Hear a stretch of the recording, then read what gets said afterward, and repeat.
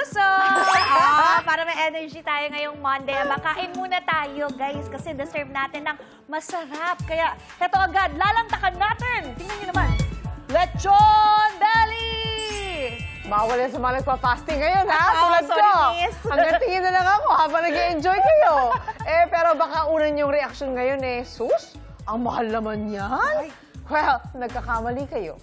Dahil ang lechon belly na yan, pwede ninyong matikman sa halagang 50 pesos only. At sakto, meron tayo. Oo. Yes! Nako, partner Kaloy, may 50 pesos na ako rito. Gaano karami ba ang lechon belly na matitikman mo dito? Swak yun, no? Sa napakaraming kanin. Wow. Woo! This much, partner. Ito. Sa halagang 50 pesos mo, yes, yung 100 mo may sukli pa. Uy, madami. Makakatikim ka na ng Dami ng ulam, ha? itong pinipilahan nga dito sa Binyan Laguna Maraming na kanin, no? lechon belly. Ito, saserve ko na yan sa'yo. Tikman mo na to. Yes. There you go.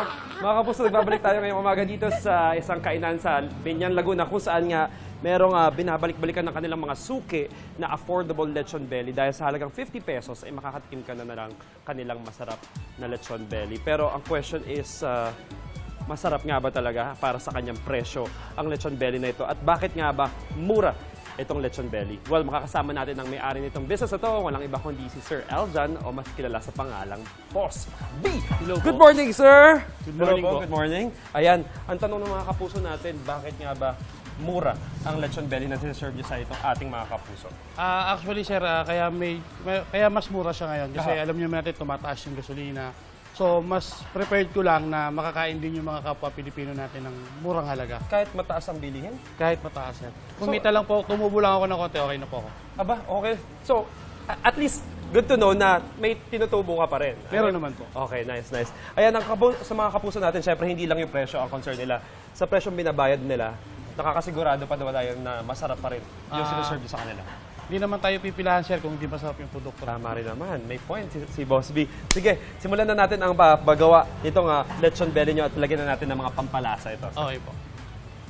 Pakita natin. So, ano po first step natin? So, syempre, ito yung belly. Nasa harap natin. Ito yung belly, sir. Ready So, na. maglalagay muna tayo ng bawang. Bawang. Ito itong mga Yes. Yan po. chop na. So, kukuha ako nito. Di po, How kahit much? po sumobra, okay Tapos lang. na natin ilalagay, Boss B. Sa ibabaw lang po. Okay, Tapos kayain kita. kakalat lang po. Okay, natin. kalat natin. So, ganito siya. Boss B, syempre, na-mention na natin may 50 pesos, may 100 pesos din Meron po. sa mga kapuso natin na gusto ng mas maramihan. Pwede ano naman naman po po. option nila? Pwede po silang bumili sa akin ng per kilo. Pwede rin po silang bumili sa akin ng buo. So, magkano po? Ang per sabihin kilo natin natin isang dito, kilo. sir, is 850 pesos. Ngayon po kasi is 800 na lang po siya.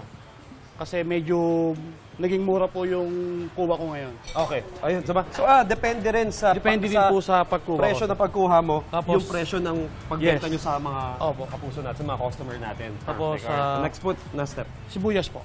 Okay. So, pareho lang nung bawang. Yes. Opo. Yung pag-spread out natin. So, ganun, ang daming pampalasa, kaya naman pala masarap. So, na-mention nyo rin, sir, na kahit ganun ka mura yung lechon belly nyo, kumikita pa rin kayo. Yes, So, sir. paano nangyayari yun?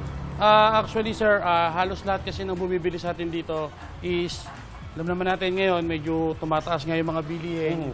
Kumita lang ako ng konti, okay na ako doon, sir. Hindi ko naman kailangan kumita ng mas malaki. At saka, well, na-mention mo na rin naman na pinipilahan kayo, ang daming customer. Tapos, so, salt kahit na. maliit yung kita, ang dami nyo naman customer. Yes. So, Bumabawi na lang po ako sa bulk ng tao Yes. na kumakain sa akin. ano naman po ito? Ano po ito? Salt po. Tsaka po yung nilalagay Nakatimpla. naming secret Oo. recipe. Okay. So, what's the next step after this?